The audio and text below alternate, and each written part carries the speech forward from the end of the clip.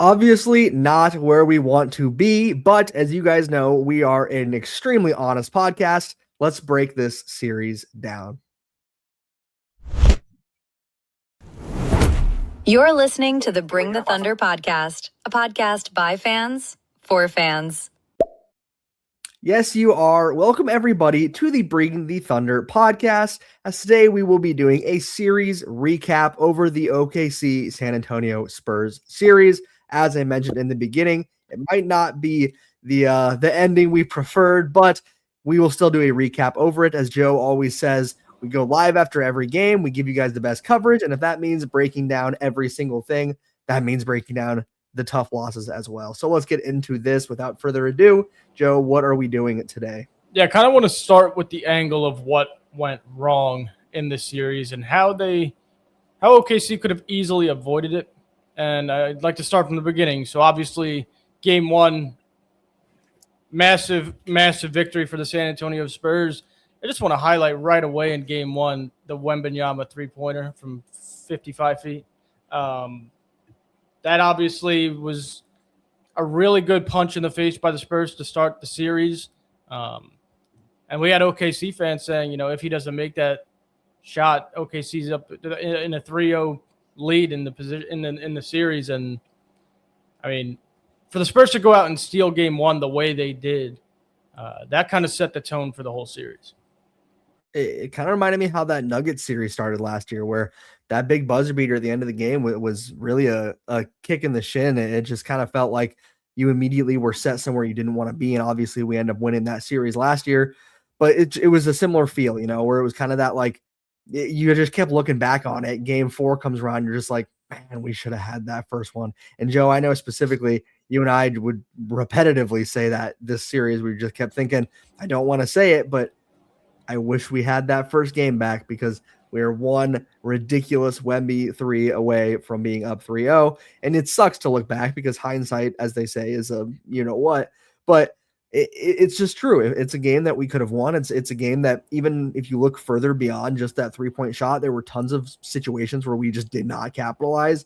We just struggled. We had a rough overtime performance. We just did not take advantage of the situation. So you look back at that game one, and if you want to start there, that's a tough spot to start, because frankly, there were a lot of reasons we should have won that game. Yeah, and also starting off with that game, Satvir, I kind of wanted to swing this to you. Is obviously OKC off a week, and they always play like shit coming off a week's rest in the playoffs. It's just like a known thing apparently. Jalen Williams was having a pretty decent game. Unfortunately, minutes restriction was kind of on, and in that second overtime period, he wasn't able to start. And they go down 5 early in that second overtime period. What were your thoughts on that, and how that kind of just ruined the momentum for OKC? Yeah, I mean, this is kind of what we're just dealing with all season. Maybe I definitely didn't used to believe this, but the regular season does determine a little bit about how your postseason is going to go. Like, if you have a injury-riddled one, you'll kind of maybe suffer those same consequences during the postseason. Even though last season we were able to recover at the right time, this time around I think J-Dub kind of covered it best. We rushed him back to try to keep the first seed, gets re-aggravated, rushed him back in important games to play in overtime, and then throughout the series played more minutes than he's probably comfortable playing. And what it led to was just, more re-aggravation of injuries. I think we need to reevaluate, not falling into the trap of regular season wins. I think we're just kind of past. We're one of those teams that are kind of past that. The Nuggets are a team that I'll give as an example. They don't care how many games they win, or even the Timberwolves have a lot of faith in their team, if they're fully healthy, that they can go past any team. So I think we need to kind of adopt that mindset. But as far as him being, a little limited throughout the series and then getting hurt, that sums up the season altogether with all the guys. They had, started out limited with Lou Dort's injury, J-Dub's injury, AJ picked up an injury. We were a top 5 most injured team throughout the regular season. we had guys coming in and out of the lineups, and then eventually we thought we had it figured out, had enough time to rest. Even with the amount of rest we got throughout the playoff run, it just felt like it was never enough. And that's how I felt during the regular season. It was just like not enough. And during this series, it proved it was just not enough health, not enough luck. And those aren't really just excuses. Like, we got beat by a team that's clearly better than us this season overall, and we just kind of have to live with it, right? But there are things that we can still address that went wrong, like Chet Holmgren's play, Lou Dort's play, especially in this series. And then, but outside of that, I was pretty happy with the overall like team effort. Yeah, the effort was definitely there. Moving on, I'm kind of glad you brought up like bringing up other stuff. Is obviously OKC won game 2, protected home court, then went into game 3, and Jared McCain had a magnificent performance on the road, and you steal game 3, and then the turning point in the series in my eyes was game 4, and it just seemed like OKC thought that they stole home court back. So in a game 4, they came out with no sense of urgency, no effort, and let the Spurs rout them and kind of gain some confidence in that game as well, Gabe. It was just kind of noticeable from like the first quarter. I mean, one of the things that Joe and I covered every single pregame was you got to come out strong. You got to have a good first 5 minutes of the game. And I really don't know if we ever did, like, at least when we absolutely had to. And that game was kind of the real one where it finally showed that it was like, there's only so much you can do in the sense of coming back from a rough lead. And if you let that get out of control, and adding on to that, if you don't end a quarter well, if you don't start the quarter well and you don't end it well, you just can't. Your odds are so much more stacked against you. And I think that, Joe, was the first game where we really saw the punishment of struggling to start every quarter and struggling to close every quarter. Wemby hits the ridiculous half-court shot going into halftime. And at that moment, every drop of life was just sucked out of every player. Like, the fans knew it. The players knew it. They could tell the effort wasn't there, and they could tell that, frankly, they weren't playing their version of basketball. And that poor start and those poor closes to quarters never really went away. Like, it felt like it was the same way every game. We were waiting for a good start, and we never had one. And to give the Spurs a ton of credit here, Joe, they respond every time they need to. They capitalize every time they need to. And that was the problem with starting slow, is if we started slow, we knew damn well they were going to give us 110% when we were down bad. And that happened. It just kept happening where we started slow, they capitalized, and suddenly we were down by 10. And, you know, it takes a minute. It takes 60 seconds for them to suddenly be right in a place of dominance, and we're the team struggling to come back. And I think game 4, like you mentioned, Joe, was the first time where that, like, really set in. There was always this belief of like, well, we're the reigning champs. We're better than these guys. We can pull it off.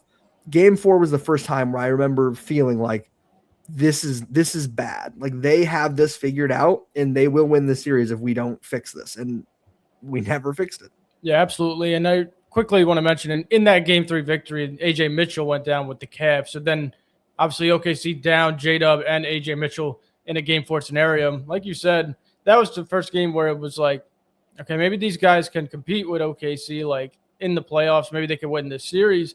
And I think what OKC did wrong was they were used to, you know, going into games, first quarter not great, and then kind of just storming in the second and third quarters and then winning out in the fourth. But without your second and fourth leading scorers on the season, you cannot play that way. And I think OKC was so used to just being injured all year and just the next man up kind of scenario, and it worked all year, that they didn't have that sense of urgency that they should have without an AJ, without a J-Dub, and that's kind of where it started to fall apart. I think another thing that fans and our players kind of really counted on was this idea of like, you just got to survive the hot streak. You know, like, if we survive, they will cool down. Except they really didn't. And that was what was nuts. Like, I've not seen a team remain hot for so long. And they would have spurts where they would definitely drop and they'd miss a lot of shots. But it felt like they would take a timeout, or they would. And something that I actually want to give Mitch Johnson credit for is when we would be down by like 14 points or something, and Shai comes in and hits just like a shot or two, and it cuts to 10-point lead, he would take the timeout that early because he knew there's no way I can let this team even get a drop of momentum going. And I watched a lot of games with different people, and every time I watched a game with a different person, they were like, why is he calling a timeout so early? They just started a run. They won the series because we could never find a rhythm. He was stopping every drop of momentum that we had. Meanwhile, we're just waiting to find the moment where we can strike, where they're cold. They just didn't get cold. Like, I've not seen a team dominate in that sense of just always hitting a shot when they have to, always keeping their foot on the gas, always keeping us in an uncomfortable position. And we're just so good that we were able to hang around. Every other team in the NBA would have gotten throttled in these games because they just couldn't be. There's no way you can survive that. We survived it, but they just never cooled down. They just never went away. Everyone stepped up, whether it was Vassell, whether it was Champagne hitting every single three he took, whether it was literally everyone on their team. Keldon Johnson in Game 7 just starts cashing threes. Like, their whole team stepped up when they needed to. And that's something that you just got to give them credit for. And on our end, you just have to be better. And being better than a team that is on a streak like that is really, really tough. And honestly, it kind of makes me think this next series with them, I don't know how it's going to look, because I want to say again, they can't stay this hot. There's just no way. But I doubted them once, Joe. I don't know if I can keep doubting them. Yeah, and Satvir and I talked about it a lot. Like, and I think we talked about it too in pregame shows and stuff like that. But we were never able to have that old-fashioned OKC blitz of a run where it's just like, oh my God, OKC just went on a 20-0 run and the game's wide open. That was the story of the year all last year. And to be quite honest, there was limited runs like that in the regular season this year as well. Again, some due to injuries, some due to just kind of coasting through. But we talked about it, and we were just waiting for it to happen. And I thought either in Game 6 or Game 7 that were to happen. Satvir, Gabe kind of pretty much just answered the question, but I kind of want to get your opinion on it too. Like, what did the Spurs do so well that kind of stopped OKC from just going on those massive runs? Yeah. Better offense than the defense that we had. They had a good game plan. They executed on the game plan. I think Gabe touched on the main point of such a sustained time of offense where they just never let up. And even with as good as defense as we played, they limited their turnovers overall. We didn't get too many points off turnovers. They actually turned us over more than I thought they would. Obviously, it was just SGA, but SGA was pretty uncharacteristic in his turnovers. Obviously, we were missing some playmaking, but still, I thought we'd be a little bit better at protecting the ball. They just beat us in terms of possessions and shooting the ball better. So if you do both of those things, if you rebound, get steals that turn into turnovers, and have great shooting nights, essentially stole the Thunder playbook. Uno reversed us and then did exactly what we did to other teams for, I believe, the 3 out of the last couple games that they had. So we had a nice run in Game 5 with, what's his name, McCain, making a nice run at it to give us a shot. And then obviously we saw how badly we lost in Game 6. We kind of saw that coming after maybe had the loss in Game 4 without offense. And then Game 7, I think SGA just kind of really kept us afloat as per usual with who we had on the floor. But it just felt like a matter of time with them, with us just not being able to keep up with them. And I could see it happening in real time, right? I'm watching and I'm like, all right, we keep trying. We've made like 6 attempts at trying to cut this lead. At some point it should break. And I would say 4 out of 5 or 4 out of the 7 games, they just never broke. They just never broke. They just, once they got their lead, they sustained it. That tells you how good their defense is. And those are the keys for them. They have a taller team, a more defensive team. And in the regular season, honestly, the teams we were facing and running up the score against, they couldn't even hang with our second level players, secondary bench unit. So we didn't face enough top-end talent teams that really pushed us in the regular season. I would have more preferred facing like, the Spurs, Celtics, Nuggets, even healthy Lakers to kind of just push us in games. The only time we were really pushed was when we kind of faced off against them and here and there games against other teams, because we barely lost in the regular season. So now that we've been pushed in the playoffs against this team specifically, now we kind of know like, okay, like it's going to take us a little bit more sustained offense, a little bit more tightening up on the defense. And I think the improvements that we could have made is we need better shooters out there. Like clearly their shot making was better than ours. If you look at it, Champagny, Vassell, Harper, Castle, Wemby can kind of do exactly what the Thunder were built to do in terms of a 5-out system. And we had some gaps in that. We had Lou Dort out there, Hartenstein out there that aren't doing the shot making. And when you have that, like if you have a couple players that aren't able to provide that offense, then you're going to run into times where you're not able to keep up with the other team, where I would say like 8 of their guys that they're bringing in, all of them can do some level of shot making, even like Harrison Barnes. If there's any other bench players, like the only guy that really wasn't providing much on the shot making end was their center, Cornette. And that was about it. Other than that, everyone that's like the 7 deep roster that they had, like they were all great shot makers. So we were lacking in that sense. Like outside of McCain and SGA, Cason Wallace, Chet hitting a couple shots here and there. Caruso, but before game Caruso, 7, really. Yeah, Caruso before game 7. But if you look at that, that's only like 5 players on our end. Like the guys that we would expect to kind of help with shot making would be like, Isaiah Joe, and then obviously we were missing 2 other players. So there's still a gap, and I feel like we can close that again this offseason with drafting. Maybe like another 3-point specialist would be on my list. I was thinking about it. Like we have 2 draft picks. One can be a big to strengthen the front court. And then honestly, we need more reliable 3-point shooting around SGA, because the reason he has to take more 3-pointers is because no one else is able to freaking take them and make them. And so just like, all right, like if you guys aren't going to do it, I'll do it. And that's not really playing towards his strengths. I'd rather it be like, oh, I got McCain on one corner and another shooter that I can rely on this corner, and like have a couple kick out options for him. And then that's when the game really opens up. That was another problem in the series.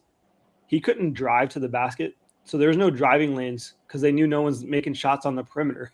Right. So they just hung out down the paint. And if we had like enough shot making around him, that wouldn't be the case. They'd stick to their guys and he can go one-on-one, get easy driving angles. And then he gets more free throws when he actually gets to drive and not just pull up for jumpers. That's another reason his free throws overall were limited. Not that he wouldn't get them regularly. It's just he never really got too many opportunities driving to the basket. Like, let's actually think about it right now. Close your eyes and think, how many times did we see SGA even in the paint driving all the way? Right. So it was rare. Outside of game 7, where he was able to, like, a pivotal moment in the game 7 for me, where this is where I love Shai. Like, he missed a mid-range that he definitely got fouled on, by the way. But he got the rebound and just dunked it right past. He drove right past Wemby and dunked it. Like, that was I loved that play. But you're right. Like, there's so many playmaking and shot making guards and forwards on the Spurs that OKC just couldn't keep up. And I also think something that's going under the radar with Mitchell and J-Dub being out is everyone's saying they missed their 2 out of their 4 best scorers, right? Well, those 2 guys are also all NBA caliber level defenders. Like, J-Dub made an all NBA defensive team. AJ can, if he played a whole season and started, AJ was 99th percentile in defense, won an isolation defense. So not only did they lose scoring and playmaking and ball handling, they lost guys who force turnovers, create transition, and are really good one-on-one defenders who would have been matchups for Castle and Harper. And then once those two were down, it just felt like they could never catch back up. Yep. Completely agree. But with that being said, I mean, the blueprint's there. OKC has a variety of things that they could do in this offseason. Obviously, we're going to be breaking all of that down. Lou Dort, Hartenstein, the 2 draft picks, trades, free agency, all that good stuff. But, I mean, that's kind of where the series went wrong is the Spurs made timely shots time and time again. We got out-coached. I believe Mark had a rough series. And then the depth just came into play where OKC, in my eyes, still looked like they had a very good opportunity when they were up 2-1, even without J-Dub. And then AJ goes down, and it's, all right, Jared McCain, you got to go in there. You got to give us 20, and that has to be consistent every night, which is not sustainable against a Spurs team like this. Like the Spurs, they deserve it. They took care of what they had to do, and they go into OKC, win Game 7. But that's the recap, fellas. Gabe, you have anything else? Not really, man. It's just you guys nailed all the points. It's just how it played out. Like there's no excuses here. There's not. I'm not saying that things just were unlucky for us. Like the injuries sucked, but other than that, like we just got outplayed. They are an incredibly good team. This is a rivalry that's now definitely been forged. I mean, they're who we're trying to beat. This is the goal is to beat them now. So this is a great series. I'm excited to see the next series. I think that's 2 really high-powered teams, and I'm looking forward to it. So that's just kind of where I'm at. Absolutely. All right. Well, if you guys like this video, you might as well like it. It's free to do. Subscribe to the channel. Turn post notifications on because, as Gabe said, this Thunder channel goes live after every game all season long, regular and postseason included. Now that the games are over, turn the post notifications on because this podcast will still be going live multiple times a week, dropping a video practically every day, whether it's draft content, free agency, trades, all the good stuff. Just turn the post notifications on so you don't miss out. And we will see you guys next time. And as always, ladies and gentlemen, Thunder up, baby. Let's go.